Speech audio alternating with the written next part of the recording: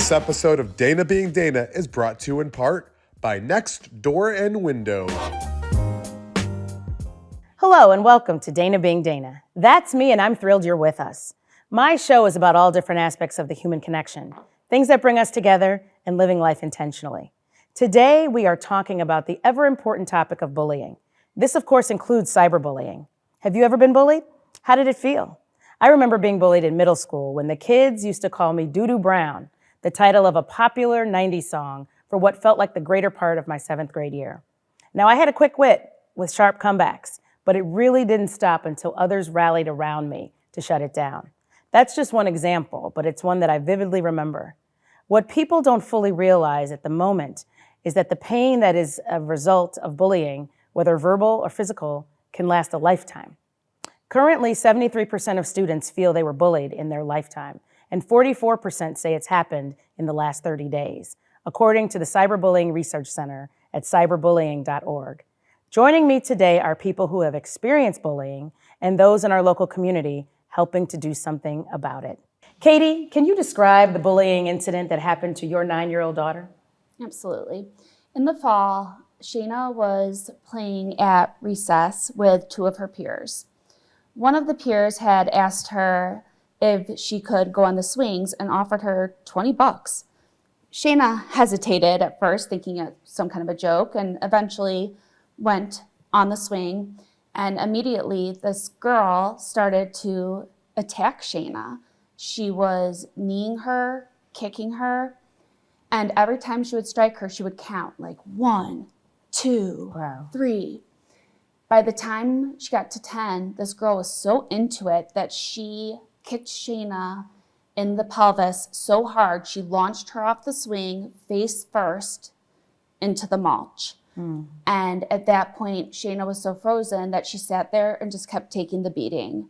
When the girl got to 20, she said, "There's your $20, Shayna." And that was Shayna's incident of what happened. That's terrible. So Shayna couldn't ride her bike home from school that day, and you had to go pick her up. When you picked her up and you learned of this, how did you feel? I felt guilty because at first when she called me, I had kind of assumed it was just a little kick, a little playground scuffle. And then when she got home and complained of some other medical complaints, it was pretty evident what had happened to her. And I immediately took her to the emergency room to assess the injuries. Wow. At that point, my heart was just breaking for her because the realness of what happened to her came to fruition. And I saw that her carefree life as a 9-year-old had been beaten out of her. She was worried about every step of her day at school and worried about just navigating every step of her day. It's so much more than that initial incident. Shayna, honey, thank you for joining me and sharing your story. I appreciate you being here. You're 10 now. Can you talk a little bit about, you remember that day? Yes. And how it made you feel? When she attacked me, I felt frozen and scared. And then when we got in from recess, I went to go sit in my chair. She pulled my chair from behind me. I fell to the ground. Then later after school, I grabbed my bike. I was trying to bike home, but my bottom where she had kicked me, it hurt when I sat on my bike seat. Oh, honey, I'm so sorry. I'm so sorry that you went through that experience. What did you learn from that experience that you think could help other kiddos who have been bullied? I learned that if you ever get bullied, you should tell somebody right when it happens, besides keeping it a secret. Yeah, that's good. That's really good. Katie, do you have any specific coping strategies that you used with Shayna that might assist other parents going through something similar? So I wish I had been more prepared before that incident, but I actually do rely on a children's book called Confessions of a Former Bully, written from a perspective of a bully. And some of the strategies that this author provides is turning an insult into a compliment. So if someone says you're fat, you can say, "Oh, big is beautiful. I love my curves." And why are you nodding your head? Not fat, I'm easy to see. I'm not fat, I'm easy to see. That's right. And you are beautiful to see. And also just saying stop with an assertive voice is a great tool. A tool that I really enjoy is asking why. Often a bully is saying something just to be mean. So make them really back up their thinking. Someone says, you're weird. Why do you think I'm weird? What makes you say that? And they're going to be stuck in their tracks, not knowing how to answer that question. Another one that we really like is saying like, whatever. Someone says that you're strange, whatever. That takes their power away because you're saying your words don't mean anything to me. You're nodding your head again? What I said actually was, Mom, thanks for that compliment. I can improve myself. Oh, I like that one. That's a Thanks good for one. that compliment. I can improve myself. That is a good one. That's a good one. And then lastly, probably the most important, because if you freeze and you just don't remember any of these witty comebacks and you're sitting there being attacked physically or verbally, walk away. Walk away. Because you're worth more than that. Don't ever stand there and take it. If nothing else, walk away. Get away, get to an adult, tell someone, like you said before. These are great tips. These are great strategies. Because not only can bullying cause immediate harm, but it may impact learning and other functions long term. Matt, you are a co-owner of UFC Gym Naperville, and you've been very active in the local school board community. What experiences have you seen with bullying in schools? You know, sadly, like the story we're hearing, these are far more prevalent than any of us would care. We see a lot of these parents and children come to the facility who are being bullied, whether there's verbal abuse, sometimes vicious verbal abuse, and then all the way up to physical abuse, like unfortunately she had experienced. My duties on the school board, unfortunately, I hear a number of those similar stories as well. If I had a nickel for every story I've heard, I'd probably be retired by now. And so that's one of the reasons why we're so passionate about empowering children, empowering them not only with really strong words and comebacks that can take authority back over the conversation, but also, heaven forbid, it is physical in nature and you can't immediately get out of the scenario. We really enjoy equipping students and little ones with the wherewithal to defend themselves. So both verbally and physically, if necessary. Although, of course, violence is always a final resort. Okay, so you don't condone violence? No, certainly not. And in fact, what I've found over the years is the overwhelming majority of scenarios don't require it, right? Just like some of the examples that you had just brought up. If we can use our mind before we have to use our body, you're usually going to end up in a much better scenario than a physically violent scenario. So we would try and avoid that at all costs. And that's really what we preach in our program as well. If someone's using words, they can use words. Go tell an authority, go tell an adult. If someone's putting their hands on you, you have a right to defend yourself. Can you talk a little bit about your program and what you offer kids? Yeah, absolutely.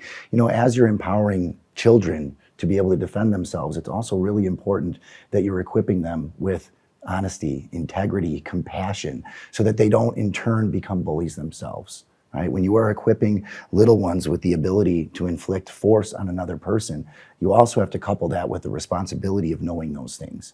And with any traditional martial art, you're going to see that corresponding responsibility, because once you're equipped to do so, you really need to honor how destructive that can be and only use it as a final resort.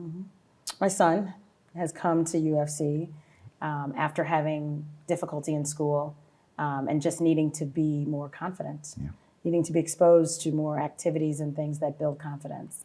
And I think some of the classes that he was taking helped do that and give him some of that exposure. So I think it's great. Yeah, Do you do role play in your classes, like real life situations? Yeah, we sure do. And because in order to be comfortable doing any of those things, you want to have been in the scenario before. So even if you're just practicing that scenario, it's much like you would drill a move, right? You can drill a scenario as well. And so whether it's the self-defense seminars that we host or just our day-to-day classes, we want to equip the children first and foremost with what to do with your mind and your voice. And then as a last resort, what to do if you absolutely need to physically. And I think that is so important to show them all the different angles and ways that they can address the bullying situations. What I like about practicing is that they will notice sooner when a bullying situation is going down. Because I think oftentimes kids don't know what's happening until it's too late, right? You know, they're seeing the physical violence, they're seeing, you know, a child who's emotionally distraught after, you know, being bullied or being talked to in some kind of way. But once you start to hear it, once you're familiar with what it looks like, perhaps you can see something, you know, and then in fact say something. You're absolutely right. And one of the things that we love to equip children with is that confidence to believe in themselves. Because typically the confident person who is upright and looking around is not often the person that the bully targets. Yeah. And so nothing moves us more than when we see a child who's looking at the ground, and then after a few weeks, they start to hold themselves different, they carry themselves differently, and they're usually less likely to become a victim of bullying because of that corresponding confidence and them feeling a part of something bigger than themselves. Yeah. That's why we're big proponents of clubs, activities, theater, music, athletics, something that makes you feel like you belong. And then that corresponding confidence that comes along with that really helps them to avoid those scenarios. Wow, I think that's great. In Shayna's situation, there was a whole group of 100 fourth graders at recess, at least 3 on the swing set where she was being attacked. And again, having that confidence to know what's happening and go get help or try to stop the person. I think those skills, even if you're not the one being attacked, are super valuable to teach kids. Absolutely. And we feel that you have an obligation to, once you know how to defend yourself, you have an obligation to defend others as well. And so if you're seeing somebody that is being turned to a victim, you have an obligation to stand up for them and, you know, tell them to either knock it off or intervene as necessary. And again, you have to be equipped with the knowledge of how to do that. To your point, if you're not equipped with that, you're not going to have that, especially with the shock of a scenario when you are witnessing physical violence or verbal altercations. And you think that would help, you know, because of how things are in the schools, really help schools kind of deal with the bullying epidemic, if you will, you know, that's out there, empowering the children, you know, so that they can bring that into the schools and really stand up for themselves. And that's exactly what we do. We work with local schools, and I have a role with that in my community as well, because that's exactly where most of the bullying is occurring. And you mentioned cyberbullying as well, and I think that's really exacerbated the problems that we have, right? Because there's the varying degrees of the verbal altercations to the physical altercations, and now in many cases, they don't even need to be face-to-face with the individual that they're berating online. And the destruction, to your point, that it can have, and the ongoing impact, negative impact that it has on these children cannot be overstated. That's so true. Would it have been helpful to know some of these strategies and skills when you were bullied? I think it would have been very helpful. Yeah, that's right. Well, I'm glad you're here today, and I'm glad we've had this conversation, and I'm glad you were able to turn something good out of something that bad happened to you. You're a brave little girl, and I appreciate you, Miss Katie, for being here and bringing your daughter. Thank you, Matt, for joining me as well. Always a We're pleasure. going to take a quick break. We're talking about bullying on Dana Being Dana. Don't go away. I'm here with Justin Bartley of Next Door and Window. And Justin, your windows have been a game changer. What's your secret? Chicago's harsh weather ruins vinyl and wood windows. We have the solution: fiberglass windows made with Ultrex. And what makes Ultrex so unique? Ultrex is 8 times stronger than vinyl, which means our windows outlast the competition. And their slim, modern frames give you bigger, more beautiful views. Thanks, Justin. Buy one, get one 40% off. Visit nextwindow.com today. We all have a story to share, stories others can relate to, whether moments of sorrow or of hope and inspiration, whether a story of struggle or a moment of victory. Every little moment captured and shared helps us to feel more informed, helps us to feel more engaged with and connected to the community we all call home. Every little moment captured and shared adds up to something greater. For us, that something is the collective story of Naperville, a city rich in its volunteer spirit, its diversity, its traditions and celebrations, and so much more. In Naperville, there are so many stories worth sharing.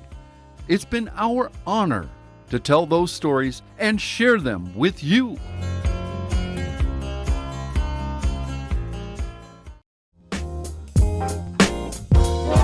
Welcome back to Dana Being Dana. We are talking about the very important topic, bullying. Rick, you are a co-owner of UFC Gym in Naperville, and you are also a retired MMA fighter. Now, were you ever bullied? Yeah, you might be surprised by my answer, but even being a fighter, I've experienced pretty much every type of bullying that there is. As a young child, as a teenager, as an adult, as a professional fighter. Wow. So yes, I've experienced online bullying. I've experienced bullying just in my adult life, and I experienced bullying as a child. So I think it's something that almost everybody has dealt with at some point in their life. And just like anything else, it's how you deal with it and how you grow from it, I believe. And I think that that's important to pay attention to, just because I think people may think you as an award-winning fighter, no one messes with you or no one tries to pick on you, but you have experienced it. And so you can help others. Yeah, 100%. A lot of it too, as an adult, there's this new era with social media and online bullying, and it's just as effective and it's just as painful as in-person bullying. But these people have a certain power because they don't have to face you, right? They don't have to deal with the consequences of saying bad things to you and you confronting them. They can say whatever they want behind their computer screen and feel like they can get away with it. So that's something that I've had to deal with too in my adult life and in my professional fighting career, and something that I had to learn how to deal with myself. I call it courageous thumbs. Yes. And people are bullying online. Candace, you're the owner and CEO of the Alive Center at various locations, and you're continuing to grow, which is awesome. Have you ever experienced bullying? Yes. Yeah. Junior high school. Right? Yep. I remember people writing really mean things about me and on my folders. And so I just want to shed a light on, you all are in the community and helping children manage bullying, and you're coming from a place not only of wisdom and knowledge, but experience. What advice do you have for kids to take their power back?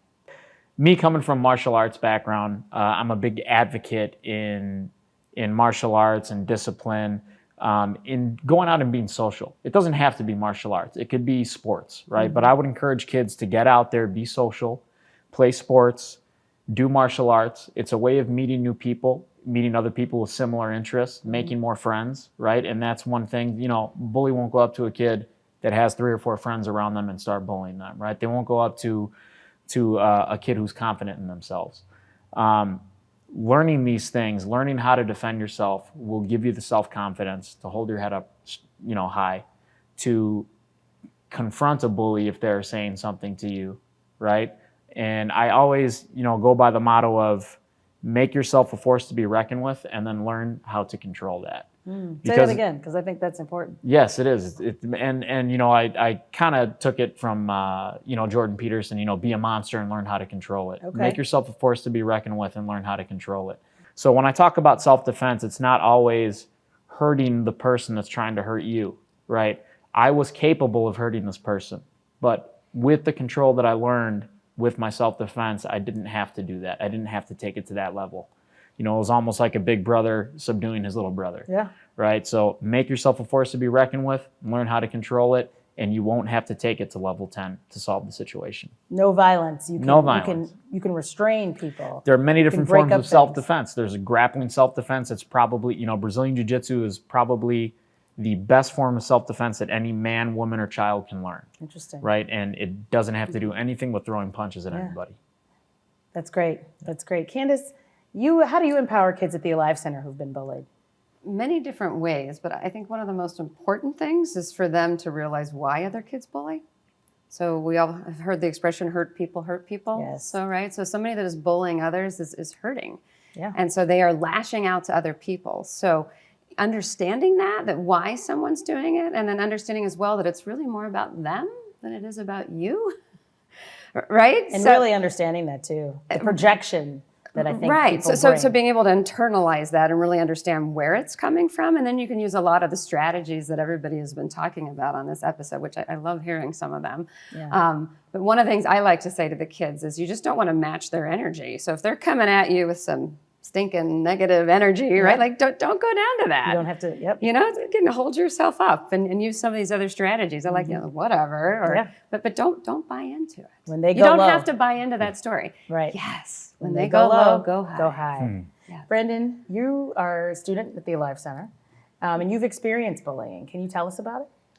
Yeah. So throughout, my middle school and high school years, experienced quite a bit of bullying, for my size, just, my race being a mixed African American, Caucasian young man. And so, dealing with that throughout middle school and high school is very tough. And, it put a lot of pressure on me in terms of, knowing how to feel about myself. I understand. I've had that experience too when I was your age, and even as I've gotten older. And then you had an experience bullying someone else. Yes. Tell us a little bit about what happened. So I've actually done it to a few people. I basically, one day after dealing with all the bullying, I was like, I'm done. And I, went off and I started doing it to other kids, and Picking on someone. picking on Yeah. somebody else for their size and picking on somebody else for who they were. And, kind of made me feel good for a while. And then I realized nothing was changing. And so it kind of made me stop. But, I continued to deal with it. But I did it, to try to make myself feel better about myself. It goes back to what you said about hurt people hurt people. Right. You want to talk a little bit more about that experience? Well, I'd like to, because Brandon, that's the reason I invited him here today is we had an experience together. So I knew Brandon for 3 years. He came for e-learning and drop-in, mentoring, tutoring. So just as a beautiful part of our family. And so I knew him really well.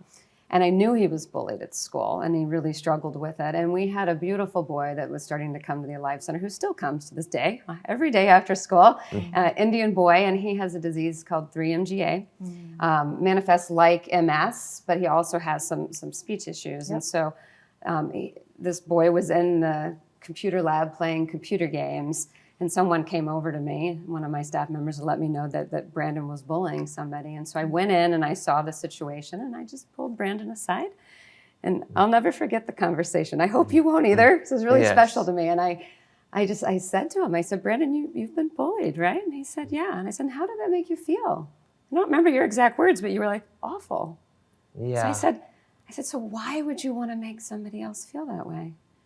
And immediately he had tears in his eyes, right? And it was just such a special moment because he just really internalized it.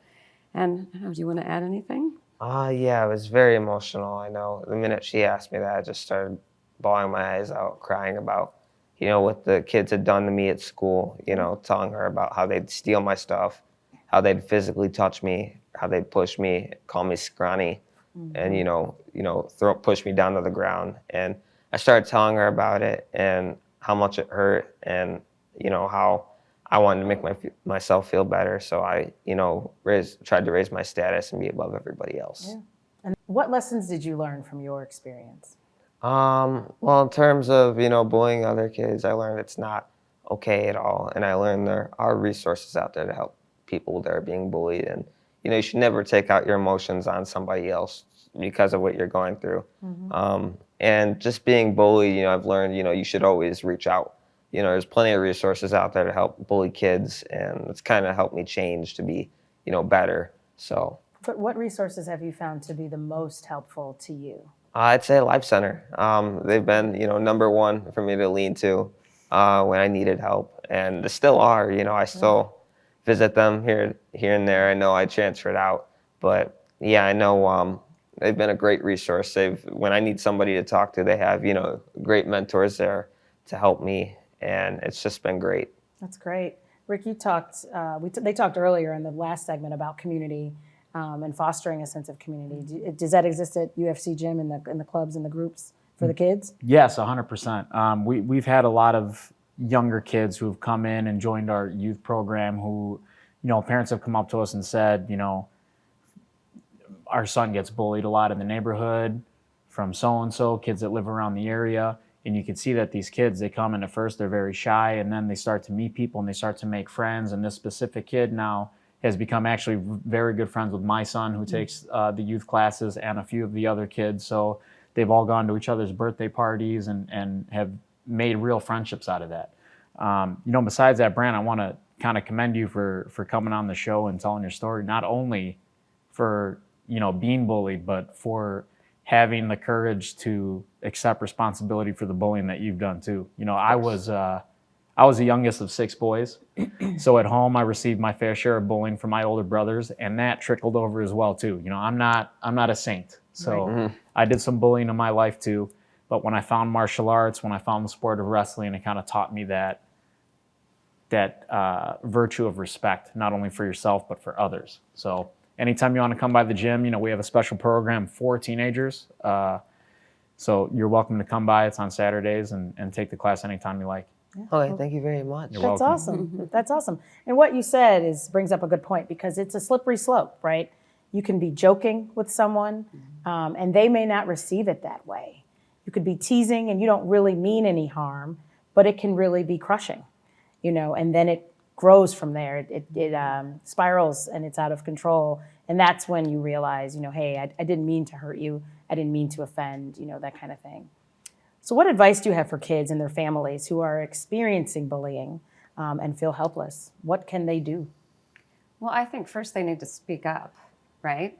And let people know. If it's at a school, let the school know, right? If it's at some other location, let that location know.